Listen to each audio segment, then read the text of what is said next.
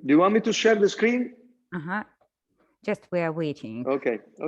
1 or 2 minutes.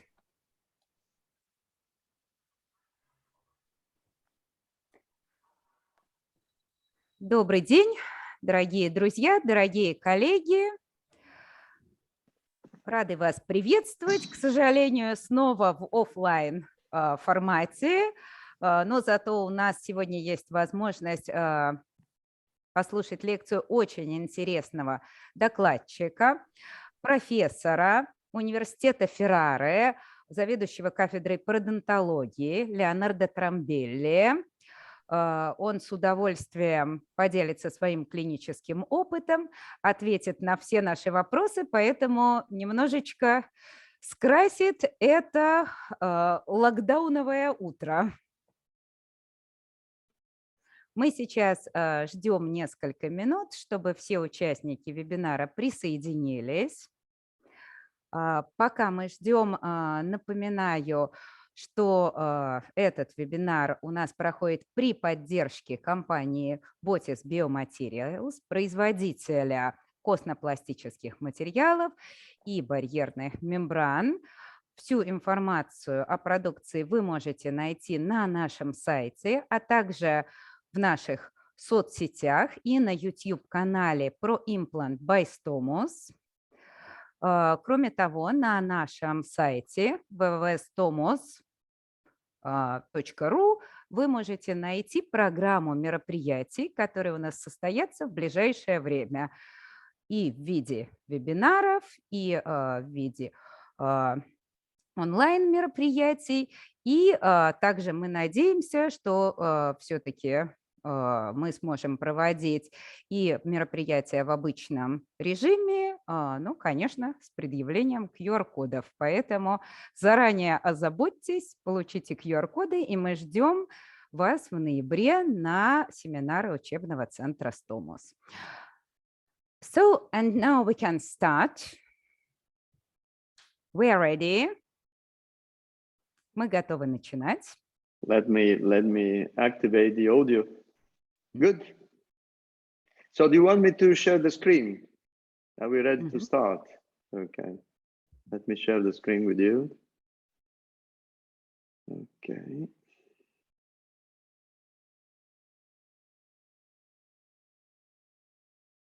Okay. Here I am. So do you want me to start or do you want to? Yeah. Okay. We are ready. Good. So good morning, everybody. I guess it's morning also in Russia because we are 2 hours apart. Доброе утро, дорогие коллеги. Я так понимаю, что в России тоже еще утро, потому что разница у нас всего 2 часа. The topic that I've been assigned for my presentation is related to simplified regenerative procedure for intraosseous defects. And in particular, I will talk about a simplified method to approach challenging lesion, namely what we have called the single flap approach. И тема моей сегодняшней лекции – это упрощенные хирургические протоколы для регенерации тканей пародонта.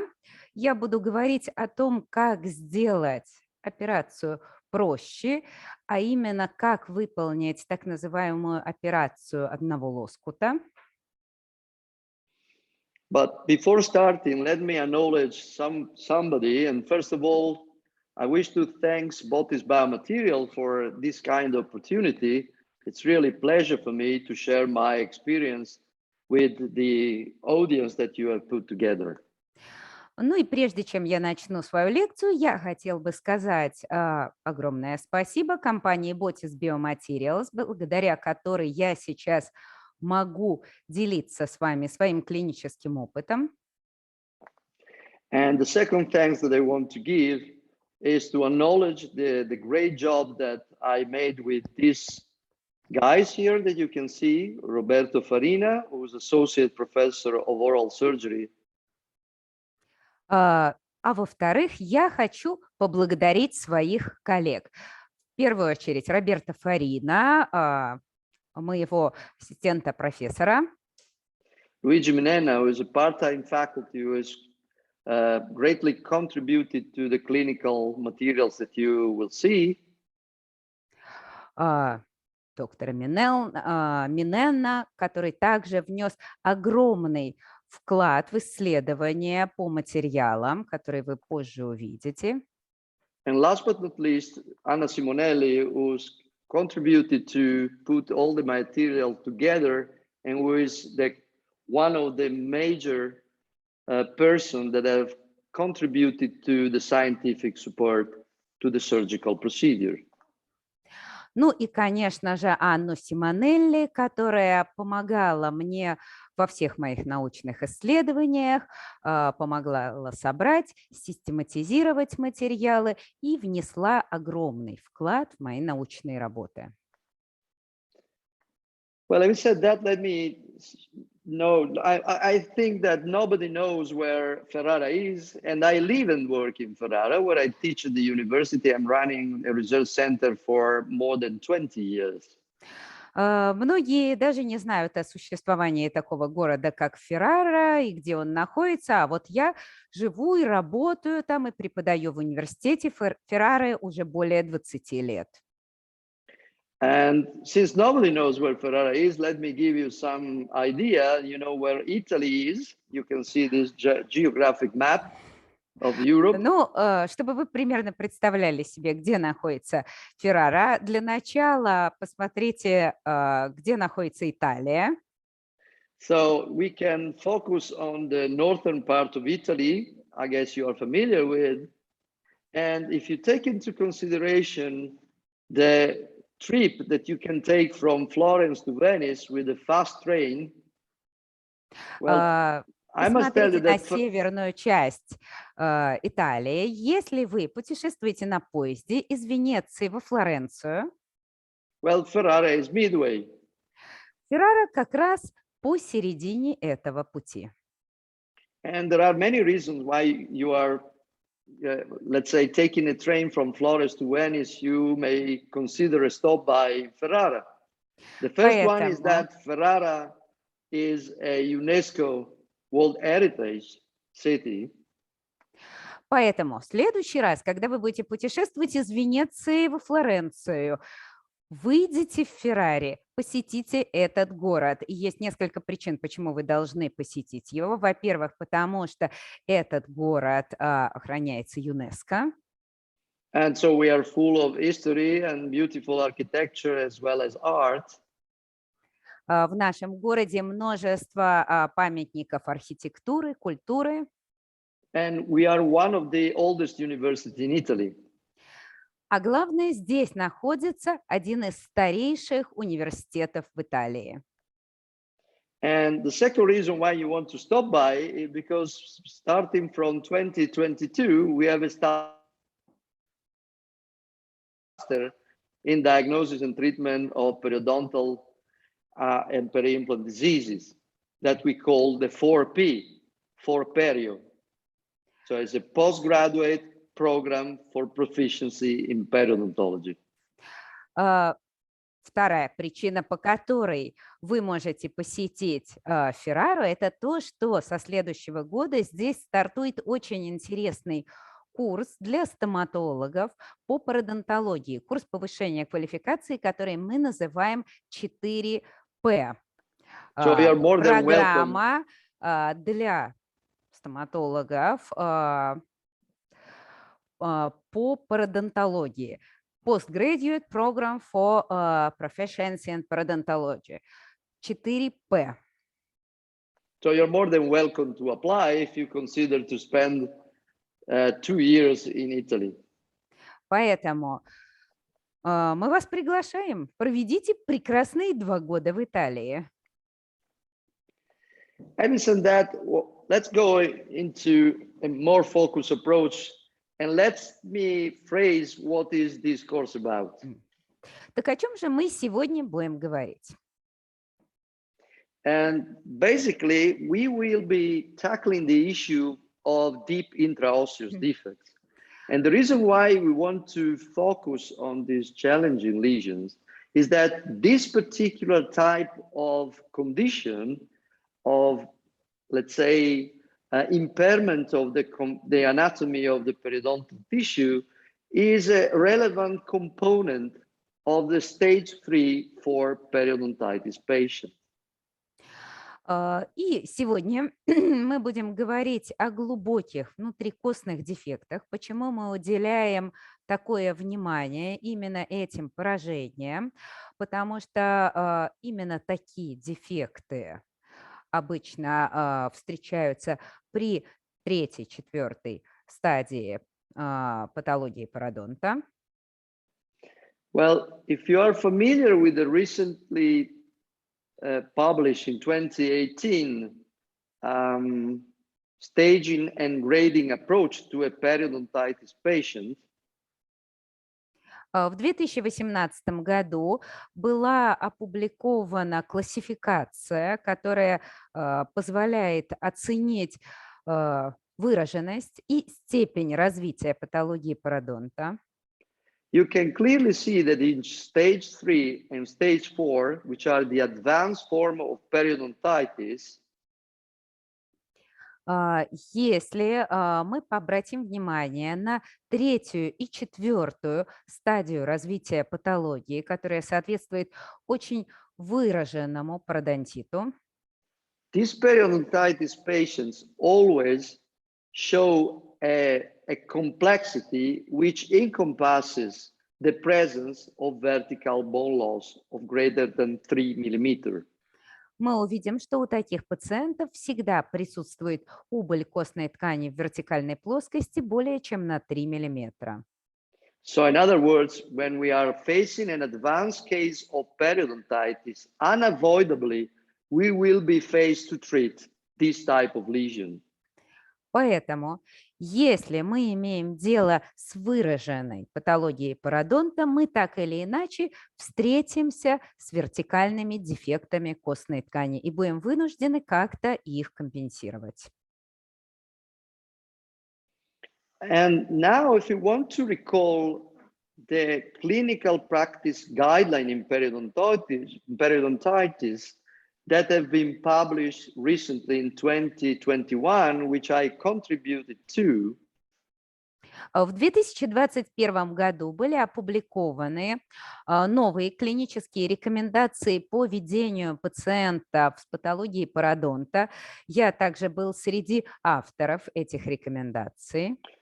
One of the questions that we pose in order to set the level of evidence and recommendation throughout step 1, step 3 of periodontal therapy.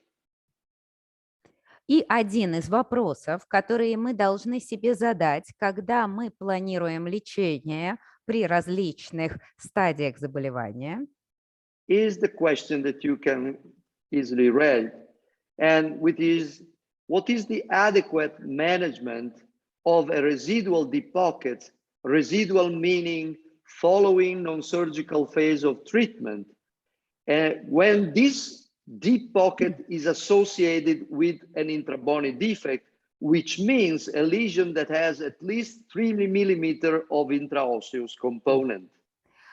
Так вот, вопрос, который мы должны себе задать, это каково должно быть адекватное введение остаточного патологического кармана, остаточного имеется в виду после проведения консервативного лечения, в том случае, если этот зубодесневой карман ассоциируется с глубоким внутрикостным дефектом. Под глубоким мы подразумеваем дефект более 3 мм.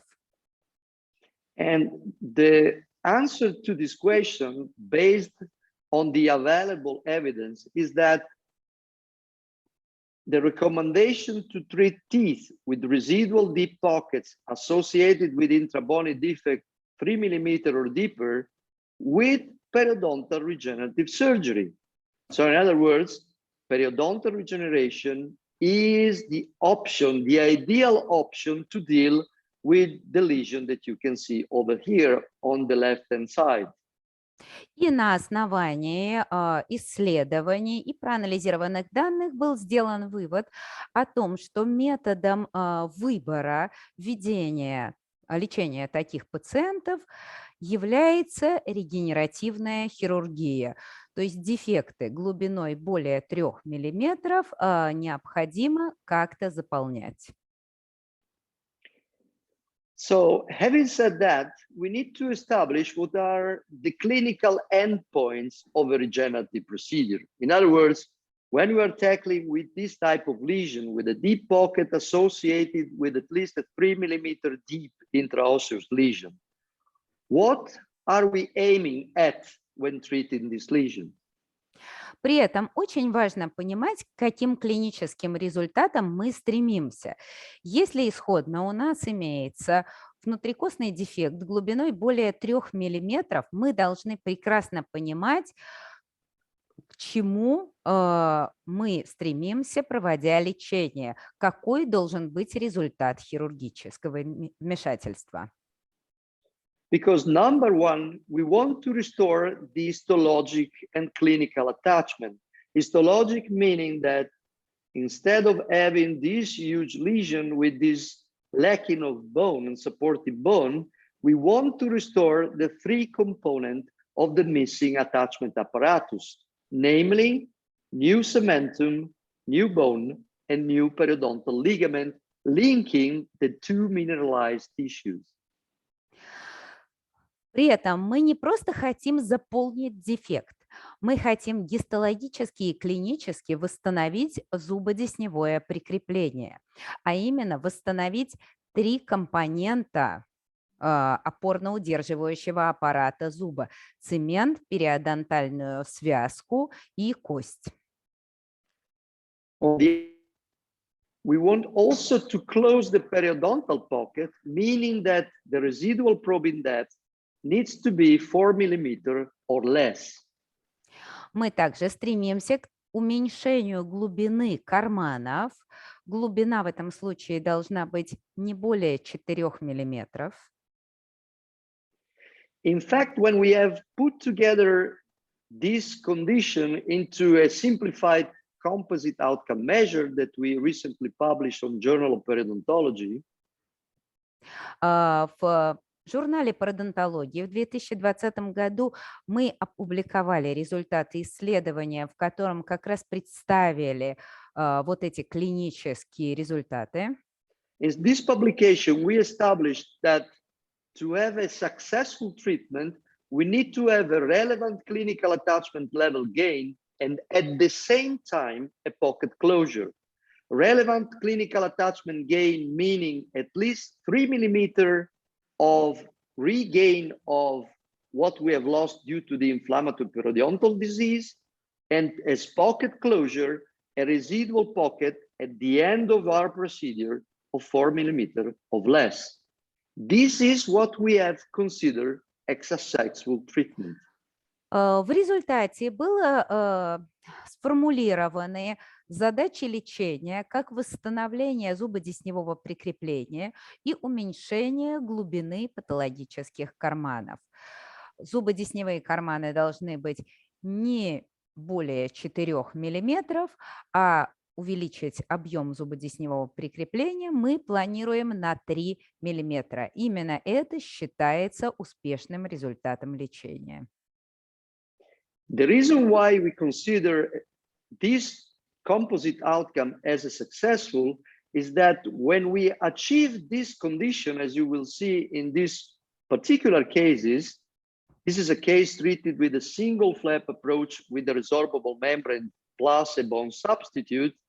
You can clearly see that by combining these two regenerative technologies, we are capable to reach a complete restitution ad integrum of the lesion. As you can see here, this is the preoperative view and the 1-year result.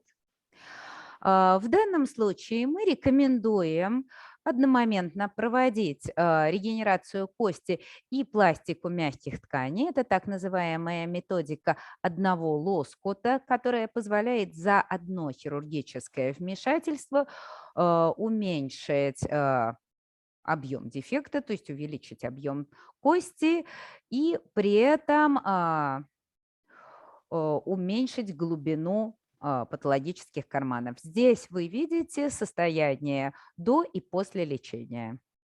As you can see, after 1 year, comparing to the preoperative view, you can clearly see that we had an 11 millimeter of clinical attachment level gain associated with a pocket closure. So in other words, a pocket of about 3 millimeter.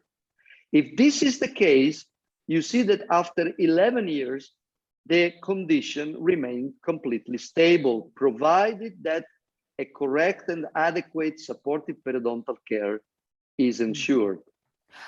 После проведения одноэтапной операции нам удалось воссоздать зубодесневое прикрепление на высоту 11 миллиметров. При этом у нас уменьшилась глубина зондирования, и через 11 лет после проведения лечения ситуация все еще очень стабильна, что говорит об эффективности проведенного лечения. Let me give you another example again. You see Еще the один клинический пример.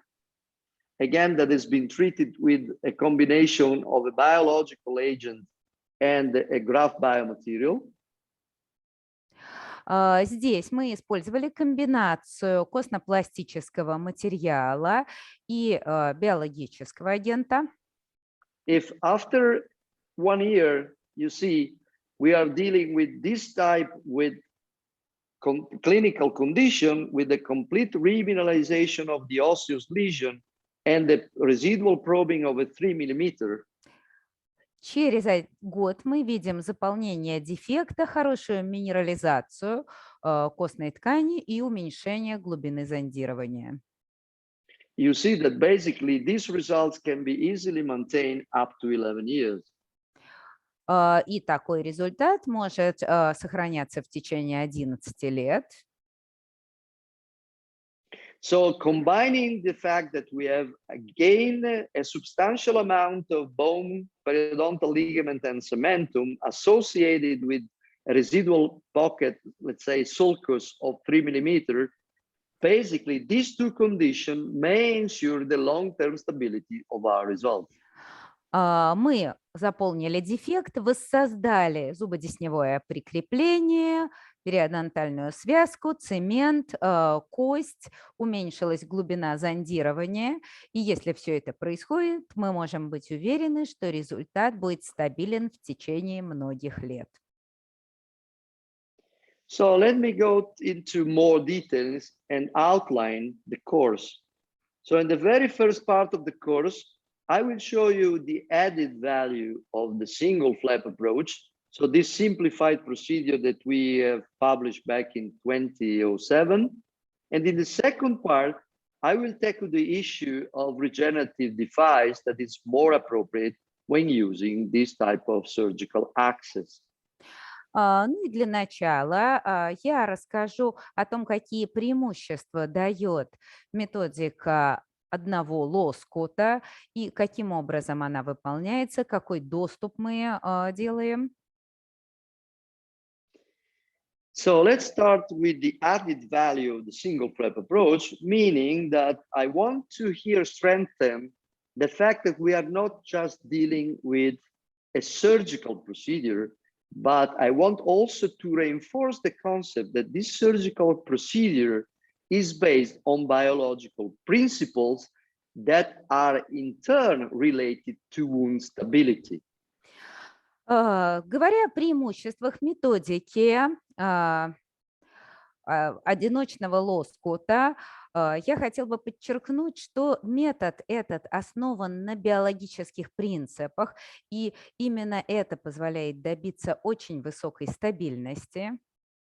And wound stability, we know it's a fundamental prerequisite to determine the way the healing process might proceed towards periodontal regeneration. И именно понимание этих биологических принципов позволит нам в дальнейшем добиться очень хорошей регенерации тканей пародонта. If there is no wound stability provided by flap management, flap elevation, suture technique, our procedure won't lead to periodontal regeneration. Потому что если мы выполняем пластику костной ткани, мы должны выполнить мобилизацию лоскута и ушивание тканей таким образом, чтобы сохранить стабильность мягких тканей, только это позволит в дальнейшем получить хороший результат костной пластики. So basically, we know that when we are dealing with an intrabony lesion, we are facing with two different components. One component that is called infrabony component goes from the bone crest to the base of the defect, whereas the other component that is called supracrestal component goes from the gingival margin to the bone crest. Когда мы имеем дело с глубокими внутрикостными дефектами, у нас есть два компонента дефекта.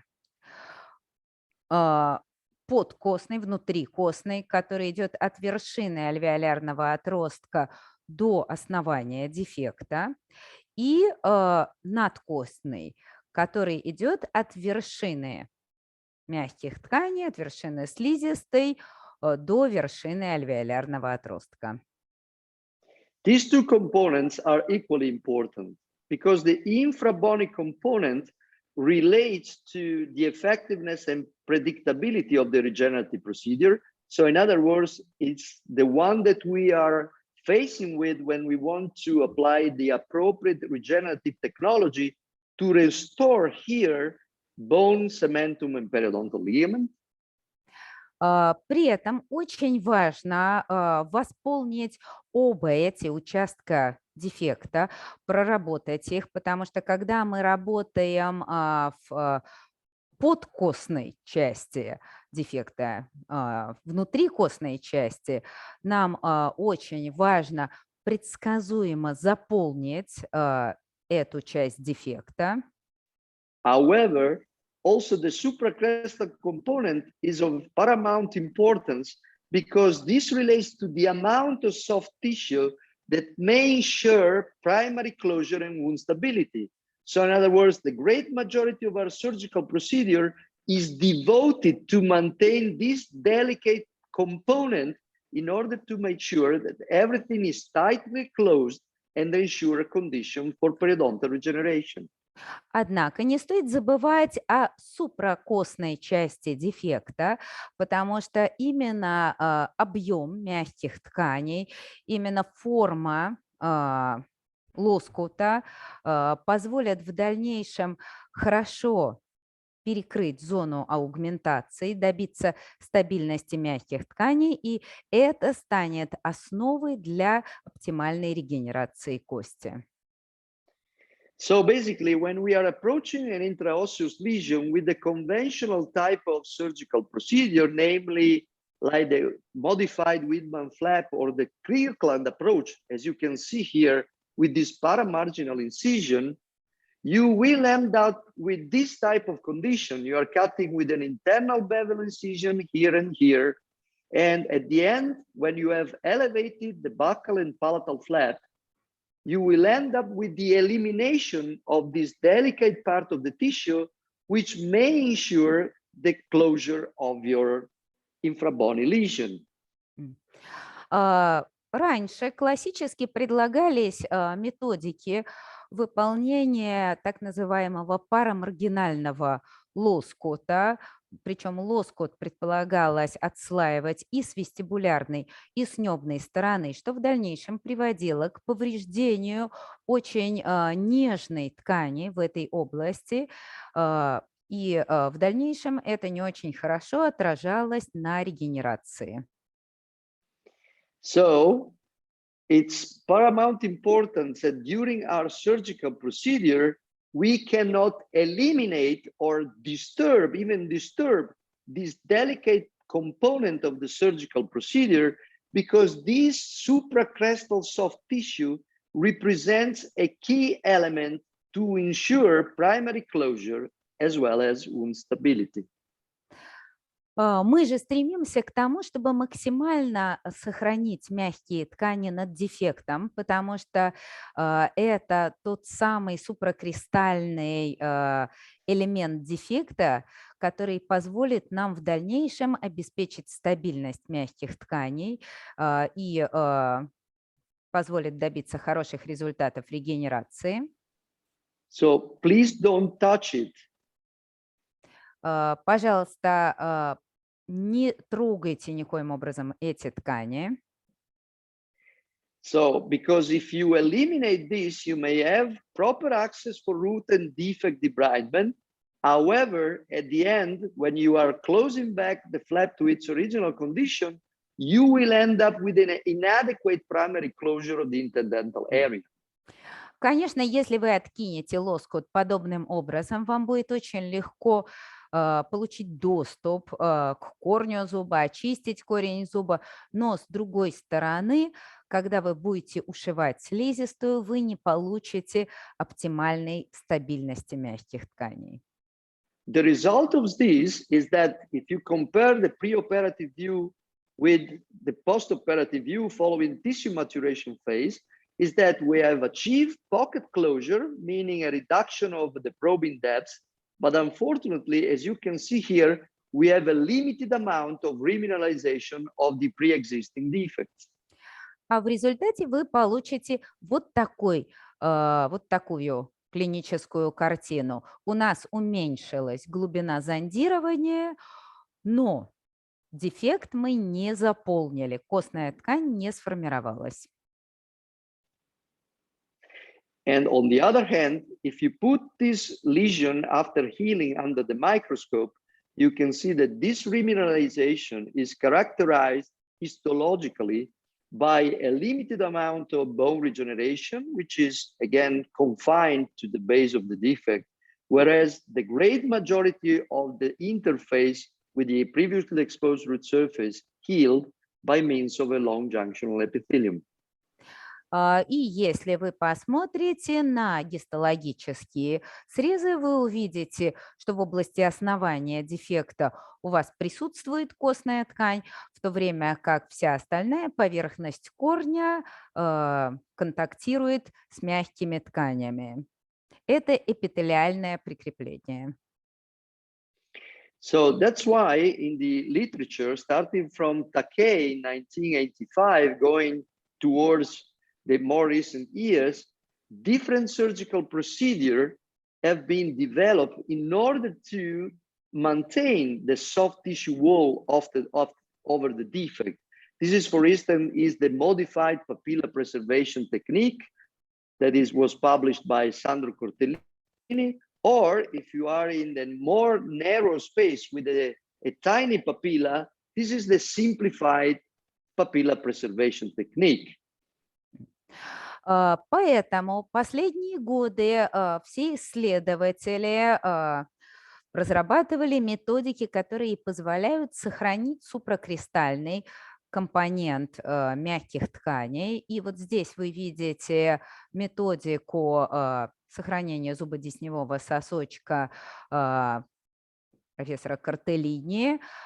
Ниже также можно увидеть более простую методику, упрощенную методику сохранения зубодесневого сосочка.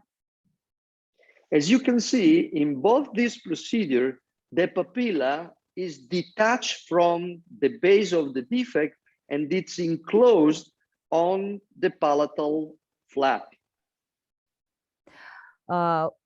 В обоих этих случаях вы видите, что мы отсоединяем зубодесневой сосочек, но он остается в составе небного лоскута.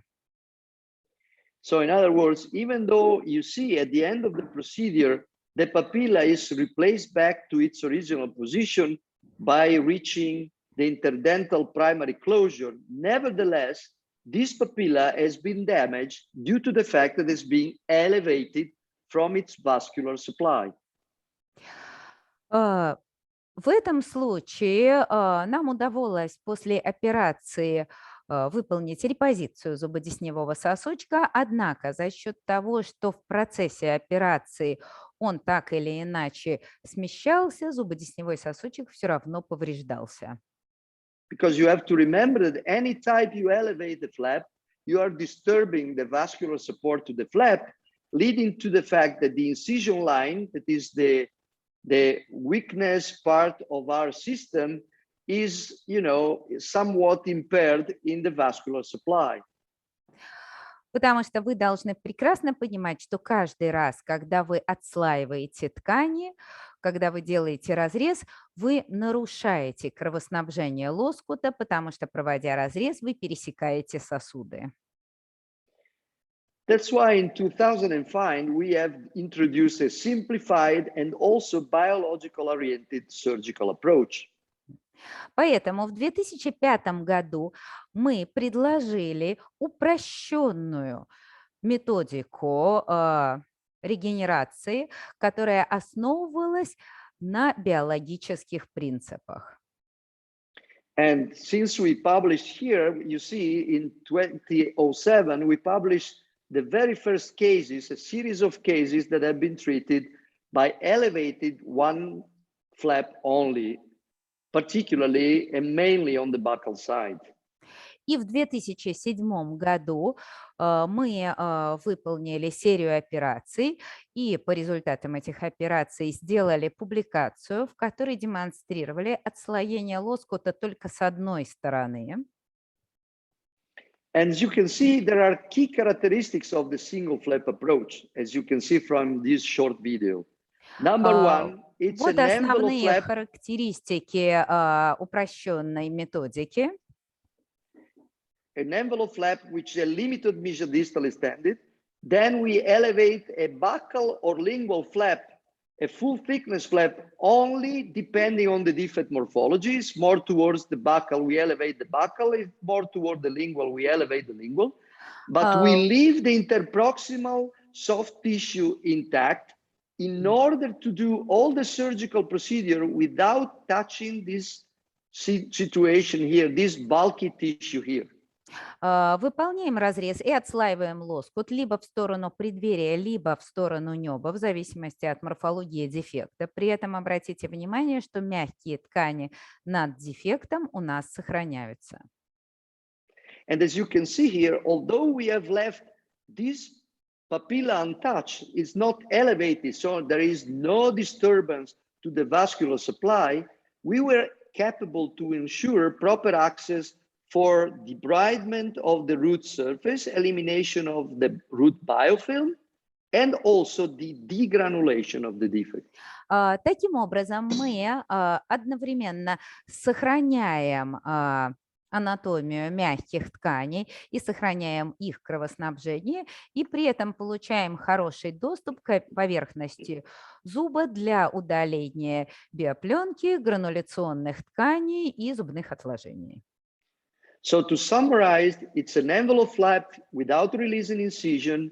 It's a full thickness flap only on one side, depending on the defect morphology, and we leave the entire papilla intact and not elevated. Таким образом, это разрез без, это лоскут, который выполняется без послабляющих вертикальных разрезов. Мы отслаиваем его только с одной стороны и при этом не трогаем мягкие ткани над дефектом. So since 2007, we have evidence in order to increase the credibility of our procedure, in other words, to increase the robustness of evidence, in order, again, to ensure the clinical relevance for the practice. And as you can see here, we put together an outstanding amount of information from core study, observational study, randomized controlled trial from 2007 to 2021. С 2007 по 2021 год мы провели множество исследований, чтобы подтвердить научную значимость этой методики, чтобы сделать ее более простой с практической точки зрения. Это были совершенно разные исследования, результаты которых были опубликованы в различных изданиях. But it's not only an internal validation, we went also through an external validation, because as you can see here from 2007, when we published the procedure, there was many attempts of modify the procedure, but the concept is that in all this procedure, only a single flap was elevated. Методика эта была доказана не только нашей группой исследователей, поскольку в 2007 году мы опубликовали ее, многие клиницисты стали использовать саму эту методику, стали модифицировать ее. So basically, in essence, if we go again back to the clinical practice guidelines, and we want to answer the question, what is the adequate choice of surgical flap design for the regenerative treatment of residual pockets associated with interbony defect, you can see that basically also in the guidelines, it is admitted that under some specific circumstances, we recommend limiting flap elevation to optimize wound stability and reduce morbidity. So in other words, the single flap approach was acknowledged by the recent guidelines. И если мы снова вернемся к последним клиническим рекомендациям по ведению пациентов с патологией пародонта, вы увидите следующую фразу. В некоторых случаях рекомендовано ограниченное отслаивание лоскута для оптимизации заживления тканей после регенерации кости. Таким образом, наша методика упрощенной хирургической процедуры была одобрена последними клиническими рекомендациями. So just to give you some idea of what we can achieve with this type of procedure, let me show again another video. You see, this is the typical single flap approach with a butt joint incision at the base of the papilla and intrasulcular incision in order to have proper access to the lesion. Of course, the full thickness flap elevation. Чтобы вы имели представление, показываю вам это видео, на котором продемонстрирована типичная методика проведения операции с отслоением одного лоскута. Мы выполнили разрез, откидываем полнослойный лоскут с одной стороны. And all the procedure is made by maintaining this tiny papilla intact. Очень важно сохранить зубодесневой сосочек на месте. That means that when you replace the flap back, you see by internal matrix suture, as you can see here, a couple of internal matrix suture, after 14 days, this is the healing phase, you can hardly see the incision line. После проведения операции мы проводим ремобилизацию лоскута, укладываем его обратно, фиксируем матрацными швами, и через пару недель после операции мы практически не видим следов разреза. And why is that? Because basically we have to remember that the blood supply of the interdental papilla is provided by a rich vascular anastomosis that crosses the interproximal alveolar ridge. So when we place an incision line at the base of the papilla in this area, but we provide the fact that the blood supply is coming from the contralateral side, we may enhance the possibility that this papilla will heal by primary intention. На чем основана данная методика? На том, что кровоснабжение зубодесневого сосочка идет из богатой коллатералями сети кровеносных сосудов, как со стороны десны, так и со стороны вершины альвеолярного отростка. Таким образом, если мы пересекаем мягкие ткани только с одной стороны, у нас сохраняется кровоснабжение с противоположной стороны. And this has been well demonstrated in this experimental study in animals. И это прекрасно было продемонстрировано в исследовании на животных. In this study, they have compared the early healing phase, early meaning from day 1 to day 5, when they have elevated a double flap on a control side compared to a single flap in the experimental side. У испытуемых животных с одной стороны проводилось отслоение лоскута с одной и с другой стороны альвеолярного отростка, с другой стороны челюсти лоскут отслаивался только с одной стороны. При этом оценивалось состояние мягких тканей в первые 5 дней после операции. And you can see that at day 1, on the experimental side, which means the single flap side, we have a much smaller infiltrated area with lower amount of neutrophil compared to the double flap side. В результате уже на первый день мы увидели, что при отслоении лоскута с одной стороны область, инфильтрированная нейтрофилами, у нас гораздо меньше, чем при отслоении лоскута с двух сторон. At day 3, you can see that whereas while in the control side with the double flap side, we have a persistence of the blood clot almost disappear and turn into granulation tissue in the experimental side. На третий день при отслоении лоскута с двух сторон у нас все еще сохранялся кровяной сгусток, в то время как при отслоении лоскута с одной стороны он уже полностью рассосался и превратился в грануляционную ткань. And finally, if we take a look at day 5, we can see that in the two flap side, we still have a large amount of granulation tissue with a large number of infiltrating mononuclear cells, whereas on the experimental side, on the single flap side, we have a fibroblast rich of granulation tissue, showing that we have a much more enhanced condition for the tissue maturation phase when we elevate just a single flap. На пятый день мы увидели, что при отслоении лоскута с двух сторон у нас наблюдалась очень высокая концентрация моноцитов в грануляционной ткани, в то время как при отслоении лоскута с одной стороны грануляционные ткани были богаты фибробластами. And we know that again, wound stabilization, particularly during the early phase of healing, is a fundamental prerequisite for periodontal regeneration.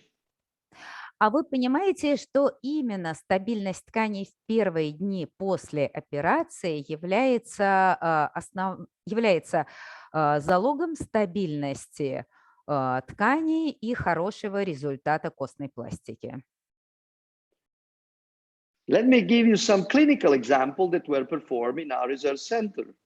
And so in 2012, we published a comparison where 14 defects in 14 patients were treated with a single flap approach, as you can see here, and we compare this cohort of patients with 14 defects in 14 patients that were treated by means of a double flap approach with the papilla preservation technique. Похожее исследование было проведено и в клинике. Мы сравнили результаты лечения 14 дефектов у 14 пациентов с использованием методики одного лоскута с результатами 14 дефектов у 14 пациентов при отслоении лоскута с двух сторон. And in both cohorts, you see that we have 6 millimeters of infrabony components. So in other words, there was deep lesion. И в одном, и в другом случае у нас был очень глубокий дефект, порядка 6 миллиметров. However, since in this particular study, we just considered 3 wall defects, so in other words, more favorable defects in order to regeneration, no regenerative devices was used because we want to just evaluate the added value of the flap design with respect to the clinical attachment level gain at 6 months. I'm sorry, you mean regenerative device, you mean materials or No, exactly. No materials, no membrane, no biological agent, just the blood clot of the patient. Во всех этих случаях у нас был трехстеночный дефект. Это наиболее хорошая ситуация для регенерации. И во всех случаях, и в контрольной группе, и в группе исследования, мы не использовали каких-либо дополнительных костно-пластических материалов и мембран. Мы просто хотели оценить преимущества методики одного лоскута. We could not use any regenerative device because these were three-wall defects. So in other words, defects that may have the capability to heal by themselves. В принципе, здесь не было необходимости в использовании костно-пластических материалов, потому что это трехстеночный дефект, а трехстеночные дефекты совершенно спокойно регенерируют самостоятельно. And to cut a long story short, I will show you that when we apply the double flap approach, the clinical attachment level gain, so in other words, the attachment that we measure with the probe was 3.4 millimeter, whereas when we use just one flap, you see that we increased the clinical attachment level gain of about 1 millimeter. В результате при использовании двух лоскутов нам удалось увеличить объем зубодесневого прикрепления на 3,5 мм, в то время как при использовании одного лоскута мы увеличили объем зубодесневого прикрепления на 4,5 мм. So this means that only by changing the way we approach the supracrestal soft tissue may completely change the result of our procedure. Таким образом, только за счет изменения методики работы с мягкими тканями мы смогли увеличить на 1 мм объем полученных тканей, полученной кости. Let me give you another example. This is another study that has been performed by Gianpietro Schincaglia and University of Connecticut, where again they have compared 15 cases treated with single flap approach with 13 cases with the double flap approach based on papilla preservation technique. Вот еще одно исследование, которое было выполнено в Университете Коннектикута. Здесь проводилось сравнение методики одного лоскута 15 пациентов с методикой отслоения лоскута с двух сторон 13 пациентов. But in these particular studies, since we were dealing with mainly two-wall defects, so in other words, less favorable defect configuration, they have used a combination of a carrier, which is a beta-tricalcium phosphate that has been loaded with a recombinant biological agent, which is the platelet-derived growth factor, a factor that is not commercially available in Europe and I think in Russia as well. В данном случае исследователи имели дело уже не с трехкомпонентным дефектом, который является предпочтительным, а с двухкомпонентным, соответственно, для того, чтобы заполнить его, необходимо было использовать бета-3-кальций-фосфат. Кроме того, исследователи применили биологически активное вещество, которое недоступно в Европе и России. Okay, and это фактор роста. Even if we have used the regenerative approach, we have compared the population treated with double flap that leads to 3.2 millimeter of clinical attachment level gain, compared again with 4 millimeter when we use a single flap approach. So in other words, irrespective of the fact that we have treated different defects in terms of configuration, with the addition of a biological agent, again, we were able to see about 1 millimeter of difference in clinical attachment level gain within the group treated with single flap approach. В результате при прочих равных условиях при отслоении лоскута с двух сторон нам удалось увеличить зубодесневое прикрепление на 3 мм, В том случае, как при отслоении лоскута с одной стороны, этот показатель составлял 4 мм, что говорит о большей эффективности методики одного лоскута. But the added value of this procedure is not only based on the consideration of the millimeter that we can gain in terms of attachment. Но преимущество данного метода не только в том дополнительном миллиметре объема, который мы получаем. Because in this study, we've also measured the pain experienced by the patient following the surgical procedure. В этом исследовании мы оценили состояние тканей пациента после операции. And as you can see here by the red line, you can see the pain experienced by a patient that underwent a double flap approach from day 1 to day 14.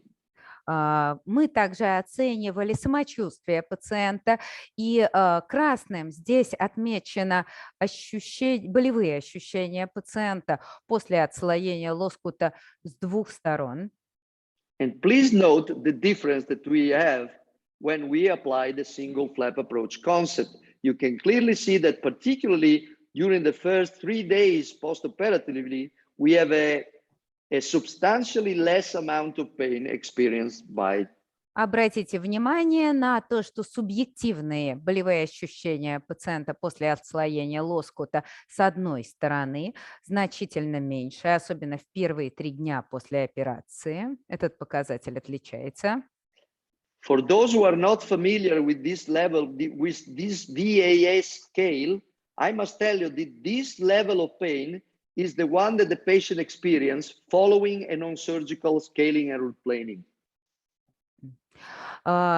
Если вы не знакомы с этой шкалой оценки боли, то я хочу сказать, что здесь болевые ощущения сравниваются с теми, которые возникают у пациента после скалинга зуба.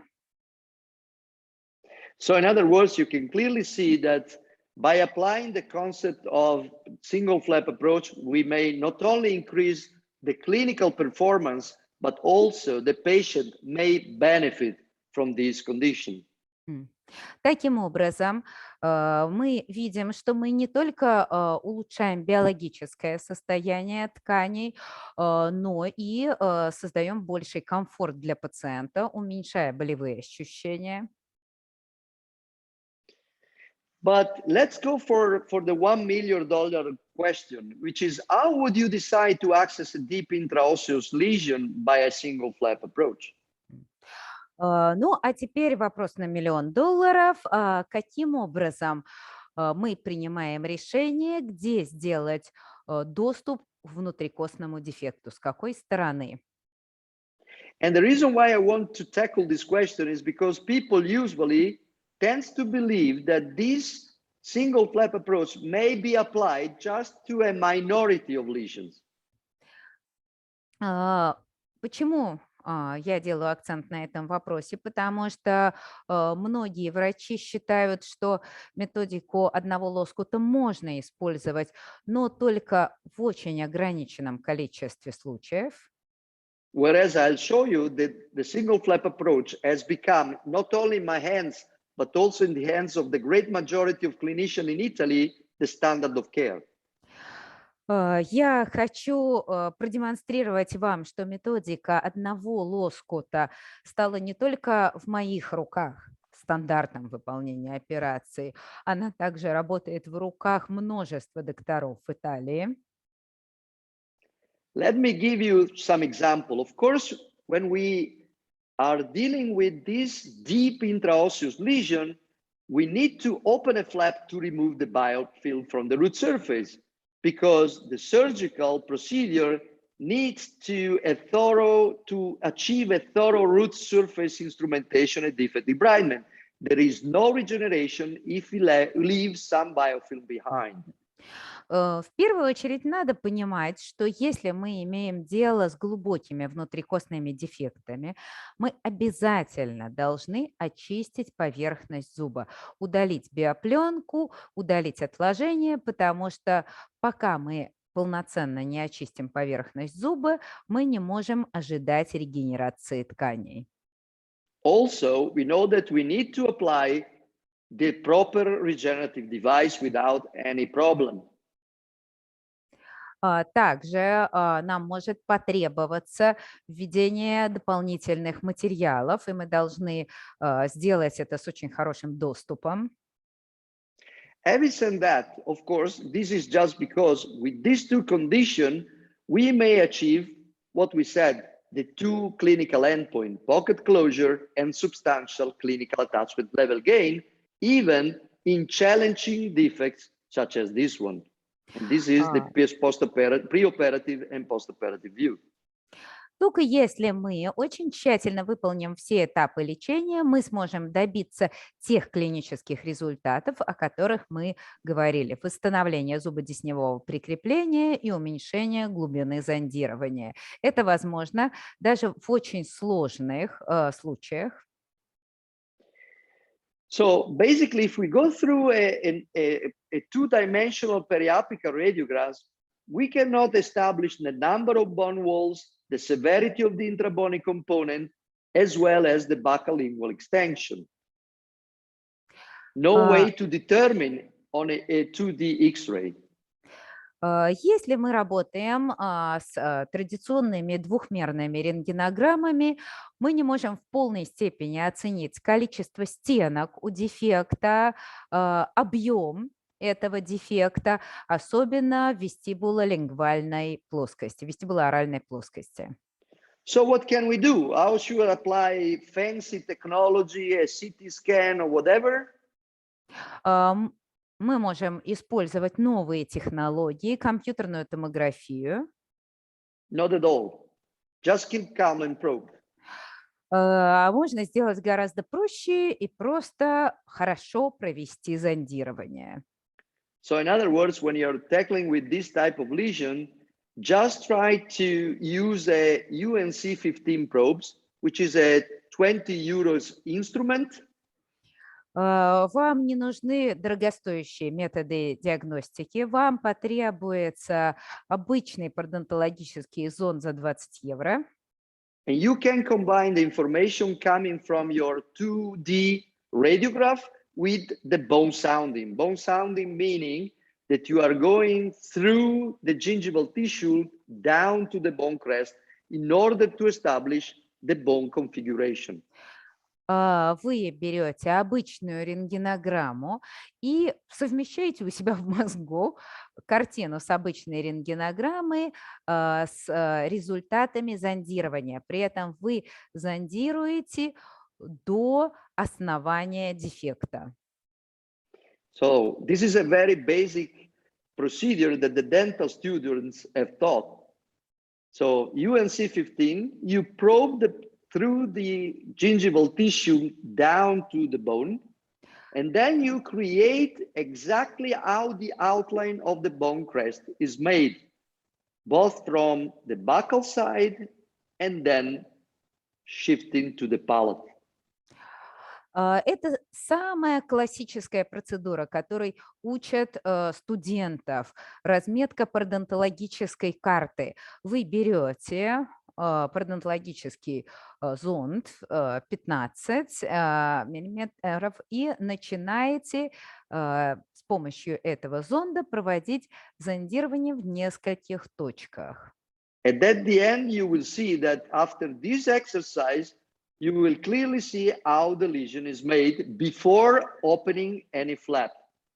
Если вы качественно провели зондирование, то еще до отслаивания лоскута вы сможете точно представить себе, с каким дефектом вы имеете дело. So this is the lesion before the surgical procedure, and here you can see after the remineralization, after the tissue maturation phase.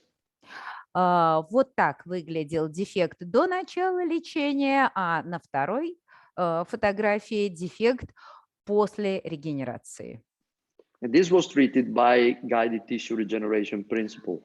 В данном случае использовалась методика направленной регенерации тканей. So now if we do an exercise you see from these lots of studies that they have considered close to 1,000 periodontal defects, and they have distributed the defects that are detected surgically in craters, 3-wall, 2-wall, 1-wall, and 4-wall, which means circumferential. Здесь представлены результаты одного очень серьезного исследования, в котором в целом были оценены результаты лечения практически 1000 пародонтальных дефектов. Дефекты разделялись на кратеры, 3-стеночные дефекты, 2-стеночные, 1-стеночные и 4-стеночные, то есть круговые дефекты. The reason why I'm recalling this study, because basically you can see that craters, 3-wall, 2-wall can be easily accessed through a single flap. 1-wall can be accessed by means of a single flap. The only type of lesion that needs to be open 2 flaps are, of course, the circumferential, where we have a buccal and lingual extension of the lesion. Для чего я показываю это исследование, эту классификацию? Чтобы вы понимали, что кратеры, 3-стеночные, 2-стеночные дефекты, они очень легко обрабатываются и заполняются при выполнении разреза по методике одного лоскута. В случае 1-стеночных дефектов эту методику можно использовать, но с некоторыми ограничениями. И единственным противопоказанием к использованию данного метода являются 4-стеночные круговые дефекты костной ткани, когда нам необходимо отслоить слизистую как с одной, так и с другой стороны альвеолярного отростка. And now let's have a look to the numbers and the prevalence of this type of lesion in the overall defect population. А теперь давайте посмотрим, как в целом в популяции распределяются такие дефекты.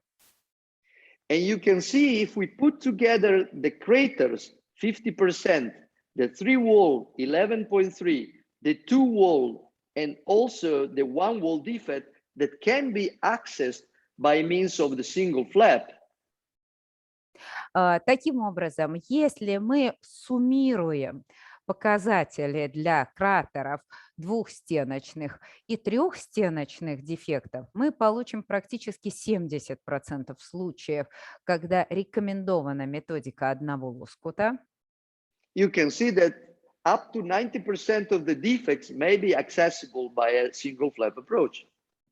А если еще добавим 1-стеночные дефекты, то мы можем сказать, что в практически 75-90% случаев мы можем заполнить дефект, отслоив лоскут с одной стороны. And now let's have a look to some example. This is a very nice case that we've been treated by Mario Roccuzzo.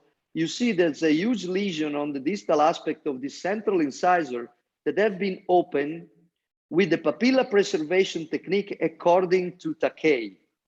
Давайте посмотрим на клинические случаи. Этого пациента вел доктор Марио Роккуццо. Он отслоил лоскут с одной стороны, оставил зубодесневой сосочек на месте.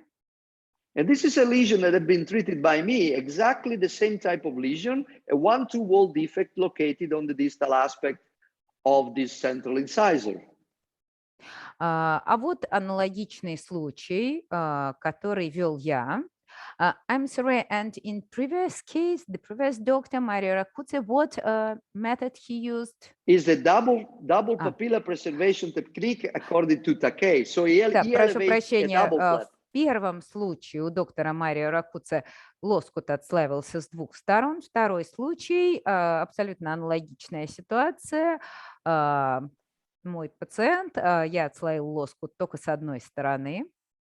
And you can see that in both cases, we were able to treat properly the root surface. We eliminated the biofilm. We cleaned the granulation tissue from the intrabony component. Everything was done at the same time. В And обоих the only клинических... difference between the two procedures was the papilla, which was left intact on the single flap and elevated on the other. But there's nothing change. In other terms, we reach exactly the same result without.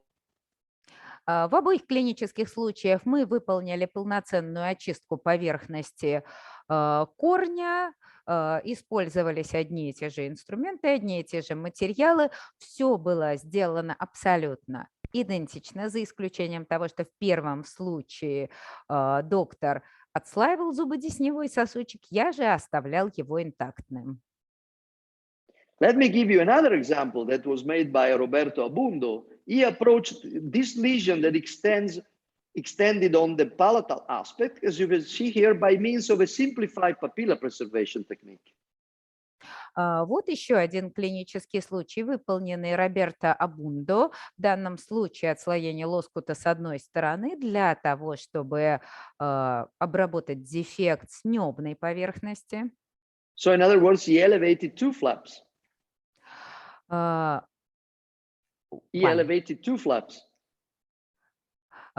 в данном случае он начал отслаивать с вестибулярной поверхности, дефект заходил на небную, поэтому так получилось, что он все равно отслоил два лоскута.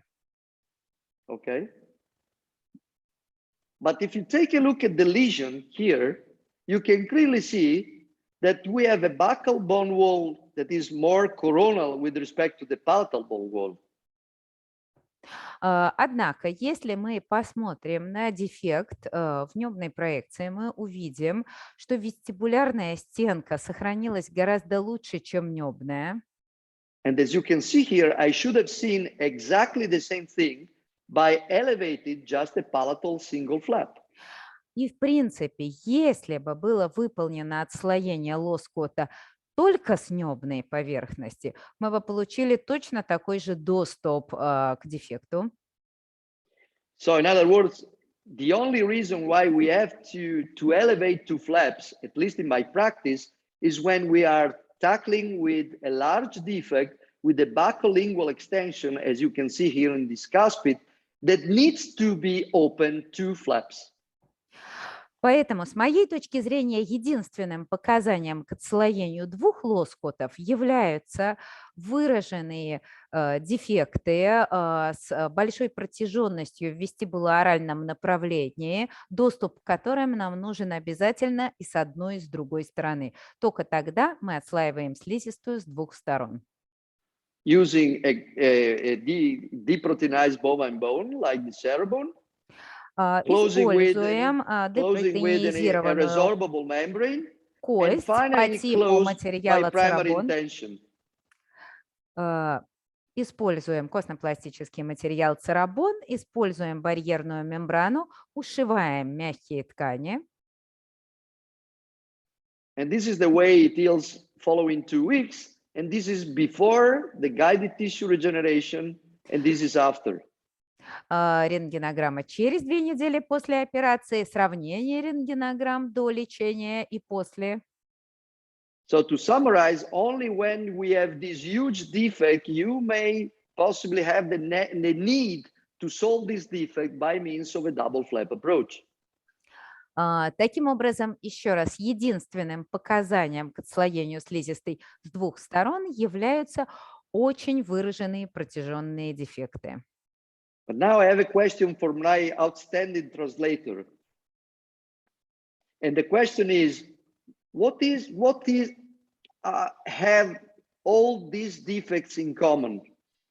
Ну а теперь у нас каверзный вопрос. Что общего у всех этих дефектов? Because you see 3-wall, 2-wall, 1-wall defect, you can see defects that extend buccally and defects that extend palatally, as you can see here.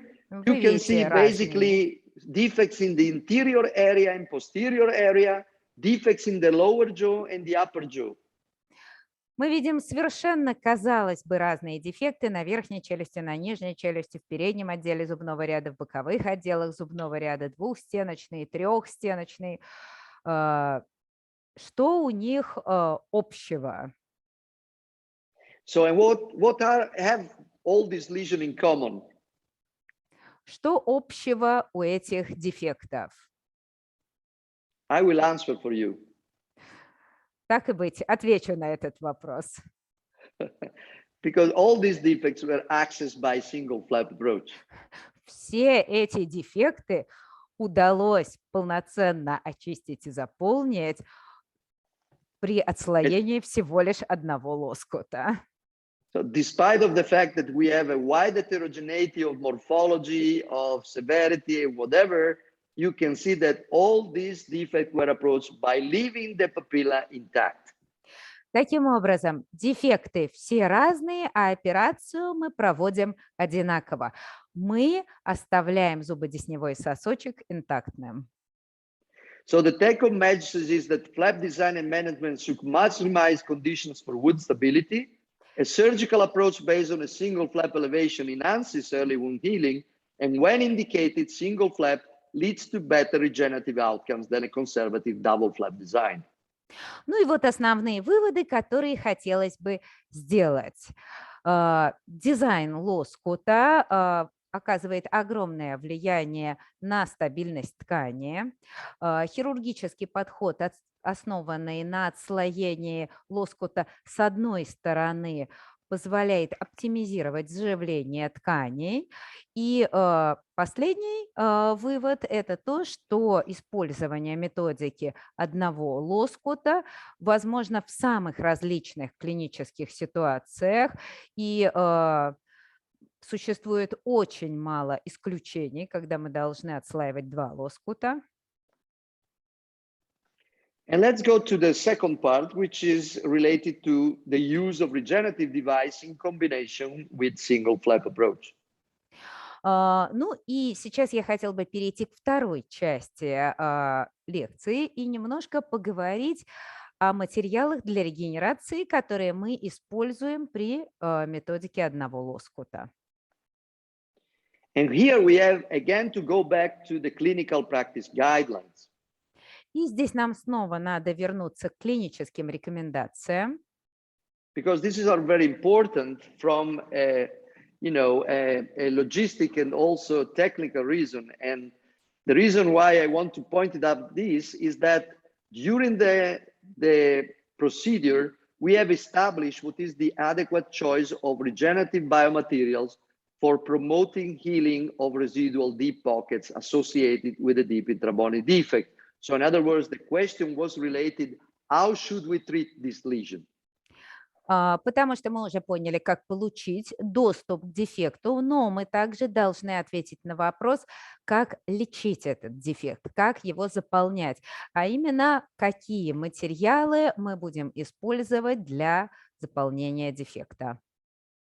And according to the available literature, it was established that a recommendation on the use of either barrier membranes or enamel matrix derivative in combination or not with the addition of bone-derived graft. И здесь мы также видим клинические рекомендации, в которых указано, что для заполнения таких дефектов могут использоваться костно-пластические материалы, дериваты эмалевого органа, могут также использоваться дополнительные биологические факторы. So in other words, if we want to treat this lesion according to a regenerative principles, which means to lead to newly formed bone, cementum, and periodontal ligament, only two methods are demonstrated to be effective. One, barrier membrane, two, enamel matrix derivative, with or without bone substitutes. Таким образом, если мы хотим ввести эти дефекты по методике направленной регенерации тканей, то есть добиваться восстановления не только кости, но и цемента и периодонтальной связки, мы можем использовать барьерные мембраны и дериваты эмалевого матрикса в сочетании с костно-пластическим материалом или же без костно-пластического материала. So when we started, of course, our first option was to use guided tissue regeneration by means, as you can see in these cases that are presented coming from the very first paper. we combine a resorbable membrane with a bump substitutes. Вот здесь вы видите статью, в которой представлена методика направленной регенерации тканей с помощью костно-пластического материала и мембраны. And here is one of the very first example. You see the combination of the biomaterial that fill the intrabony component of the lesion. Then we place a membrane that create the condition for wound stability and create also the stability of the graft that we have placed due to the missing bony walls on the buccal aspect. В данном случае мы заполняем дефект костно-пластическим материалом, затем перекрываем зону аугментации барьерной мембраной. And of course, we need to replace the buccal flap back, you see, by means of two internal matrix suture and one interrupted suture in order to provide primary closure and wound stability. Проводим репозицию лоскута, накладываем два внутренних матрацных шва, один непрерывный шов. And as you can see here, this was the lesion that goes down close to the apex of the tooth. Here you see the intrabony component of the lesion radiographically. И здесь вы видите, как выглядел дефект на рентгенограмме. And here is 1 year later after the tissue maturation phase. You see the complete remineralization that the graft biomaterial has led to, combined with the membrane, with a residual probing depth of 3 millimeters. А вот эта рентгенограмма через год после лечения, глубина зондирования 3 мм. So if we have substantial and relevant clinical attachment gain combined with pocket closure, you see the stability of the defect after 12 years. Здесь нам удалось добиться увеличения объема зубодесневого прикрепления, уменьшения глубины зондирования, и результат этот стабилен даже через 12 лет после операции. So in other words, we were able to demonstrate that guided tissue regeneration may be combined with the sickle flap approach, and the combination leads to long-term stability. Иными словами, методика одного лоскута совместно с методикой направленной регенерации тканей приводит к очень хорошим результатам, которые стабильны в течение многих лет. Here another example, you see a very challenging lesion because it's a one-wall defect located on these central incisors. There's just the presence of the lingual bony wall. Еще один клинический случай, очень сложный, очень большой дефект, по сути, одностеночный дефект. You see the buccal, the single buccal flap that is elevated, full thickness. Отслаиваем лоскут с вестибулярной поверхности. A combination of bone substitute and the resorbable membrane was placed. Заполняем костно-пластическим материалом, перекрываем мембраной. Then, of course, we close back by primary intention. This was the images of the lesion. You see preoperative following scaling and adult planing. You see there was like a 11 millimeter of clinical attachment loss with a 10 millimeter of probing depth. И здесь мы можем сравнить исходные снимки. У нас глубина зондирования составляет где-то порядка 10 миллиметров, убыль зубодесневого прикрепления 11 миллиметров. You see at 1 year we have the pocket closed and 7 millimeter of clinical attachment gain despite of the one wall defect. И результаты лечения через год нам удалось увеличить объем зубодесневого прикрепления на 7 миллиметров, и это в случае очень сложного одностеночного дефекта. And with the proper supportive periodontal care, we were able to maintain this lesion for 11 years. И благодаря очень хорошему пародонтологическому сопровождению данного пациента нам удалось получить высокую стабильность данного результата даже через 11 лет после лечения. And here you can see the remineralization of the defect at 1 year and 11 years. Мы видим реминерализацию тканей в области дефекта через год и через 11 лет. The problem is that when we place the membrane, we need to slide the membrane underneath the papilla that needs to be left intact. Проблема данной методики состоит в том, что для того, чтобы зафиксировать мембрану, нам часто нужно завести ее под зубодесневой сосочек, что повреждает сосочек. And as you can see here, the presence of a membrane underneath the papilla may somewhat impair the vascular supply and may affect the early wound stability. Таким образом, использование барьерной мембраны может ухудшить кровоснабжение зубодесневого сосочка и уменьшить стабильность тканей на этапе заживления. So on one side, we left the papilla intact in order to provide good vascular supply. On the other, the membrane may be detrimental for the possibility to nourish the incision line. What do you mean? Sorry. I said that on one side, we left the papilla intact in order to promote a vascular supply to the buccal flap. But on the other side, the membrane may impair the vascular supply because is detrimental for the supracrestal vessel, supraperiosteal vessel. В данном случае мы не нарушаем положение зубодесневого сосочка на этапе выполнения лоскута, но на этапе фиксации мембраны мы можем нарушить его кровоснабжение. That's why over time we also applied the concept of the biological agent, and we use the enamel matrix derivative.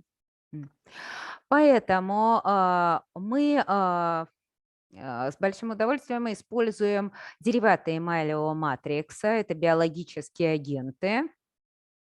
The enamel matrix derivative is combined with the use of an EDTA gel, 24%, to condition the root surface, as you can see here. Для начала нам надо использовать гель ДТА для обработки поверхности корня. And then the biological agent is applied in order to condition the wound for proper periodontal regeneration, exactly as has been demonstrated for the membrane. Затем в дефект мы вносим наш биологический агент, дериваты эмалевого матрикса. So basically here you see the case that I've shown, and you see after the tissue maturation phase at 9 months, we had a complete remineralization of the lesion and the stability at 2 years with the pocket closure. И вот результаты этого случая. Через 2 года очень хорошая минерализация кости в области дефекта, стабильность тканей, уменьшение глубины зондирования. This is the clinical aspect, but we may also have an intraoperative view. You see here we have reopened the patient after 2 years. Мы можем оценивать ситуацию и в полости рта, и в момент повторной операции. Например, здесь было повторное отслоение лоскута. Because this case was part of a study, and you can see that where we have the intrabony component, this intrabony component was filled with newly formed bone that is linked via a newly formed periodontal ligament to the root surface. Этот пациент был участником клинического исследования, поэтому мы договорились, что через некоторое время после операции мы отслоим лоскут, чтобы проанализировать состояние тканей. Мы видим формирование периодонтального прикрепления, хорошую минерализацию кости. But of course, I mean, if we take a look at the morphology and severity of the defect, you can see that going from the left-hand side to the right-hand side, we have an increase in severity with unfavorable morphological characteristic due to the residual bony walls. Конечно, очень важно оценивать выраженность дефекта. И здесь вы видите разные варианты дефектов. И если будете смотреть слева направо, вы увидите, что объем дефекта и выраженность убыли кости и периодонтального прикрепления увеличивается. Соответственно, прогноз ухудшается. And so it's difficult to understand that we may treat this lesion exactly as we treat this lesion. Ну и, конечно, понятно, что протокол лечения таких случаев, как представлены на крайне левой фотографии, будет отличаться от протокола лечения на крайне правой фотографии. What I'm saying is that the more severity we have, the more increased need for regenerative technology we need to use. Соответственно, чем более выраженный дефект мы имеем, тем важнее использовать методики регенерации тканей. That's why when we are dealing with these challenging defects that are very deep and mainly one-to-wall, we apply what we call the cell-home strategy. Поэтому, когда мы имеем дело с такими выраженными дефектами, у которых всего лишь одна-две стенки, мы используем особую методику. So we take a suitable biomaterial such as cerebon. We mix this biomaterial with this biological agent in order to load the particle with the biological agent and combine and engineerize the two things. And finally, this combination is applied to the missing part of the periodontal ligament that has been distracted due to periodontal disease. Мы берем костно-пластический материал, берем биологический агент, смешиваем их и эту смесь используем для заполнения дефекта. And this combination of biomaterial and the biological agent, of course, may enhance the possibility to promote periodontal regeneration. И именно такая комбинация костно-пластического материала и биологического агента позволяет добиться хорошей регенерации тканей. So let me give you some example. This is a very challenging defect. You see, you have a defect on the distal aspect of this lateral incisor combined with a defect on the mesial aspect of this cuspid. Разрешите представить клинический пример. У нас есть выраженный дефект по дистальной части бокового резца, по мезиальной части клыка. And basically what we did here is to combine the cerebon, which is, you know, a DBBN coming from the bovine bone, just because of the macro and microstructure that makes this biomaterial very porous and capable to absorb the biological agent. Мы берем материал церебон. Церебон – это материал бычьего происхождения, из бычьей кости. Материал имеет макро- и микропористость, что делает его очень удобным. And also because it's been demonstrated that we have a slow osseous integration and it's very slow resorption.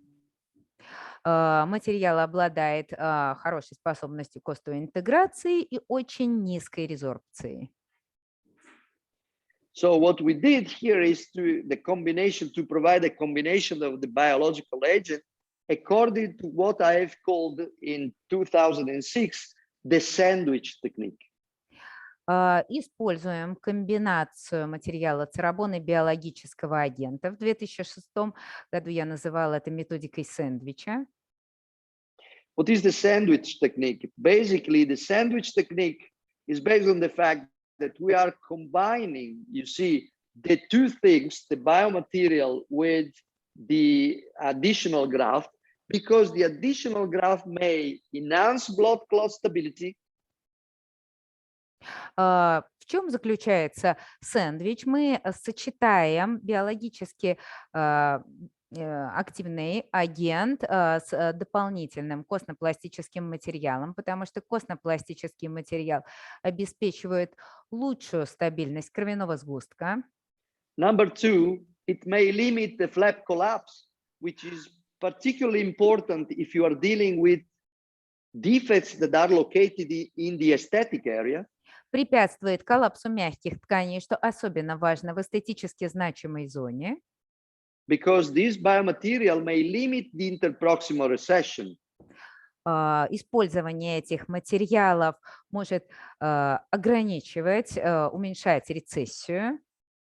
And then also, due to its porosity, it may act as a slow-releasing device, as a carrier for the release of the biological agent.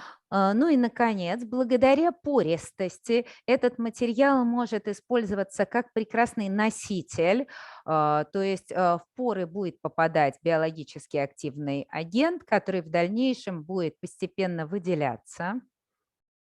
So the sandwich technique is based on the fact that we are applying a first layer of the biological agent on the very apical part of the defect and onto the root surface. Итак, в чем заключается методика сэндвича?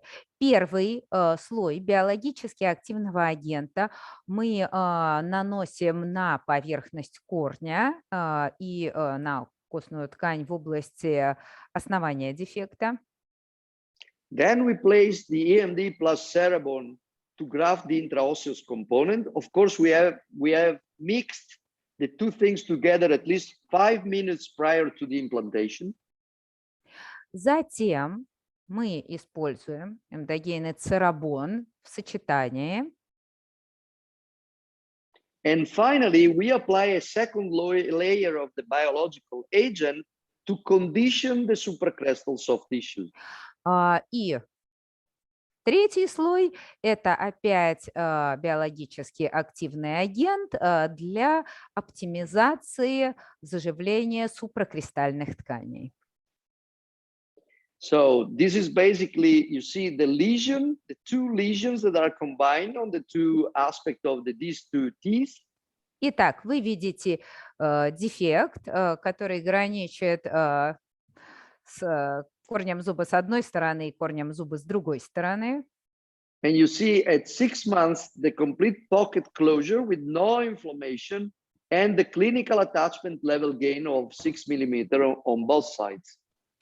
А через полгода вы видите увеличение зубодесневого прикрепления на 6 мм, уменьшение глубины зондирования и в области бокового резца, и в области клыка.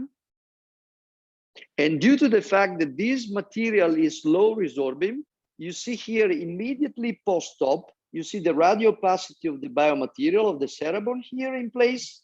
And here you see the complete integration with the aspect that resemble the native bone after 6 months. Материал церабона рентгеноконтрастный, поэтому мы видим его на рентгенограмме сразу после операции. Кроме того, он обладает очень длительным временем резорбции, хорошо сохраняет объем, и через 6 месяцев мы видим, что в данной области сформировалось нечто напоминающее собственную костную ткань.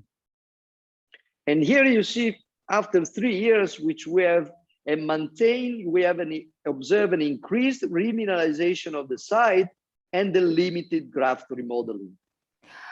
Через 3 года очень хорошая минерализованная костная ткань, минимальная ремоделировка костной ткани.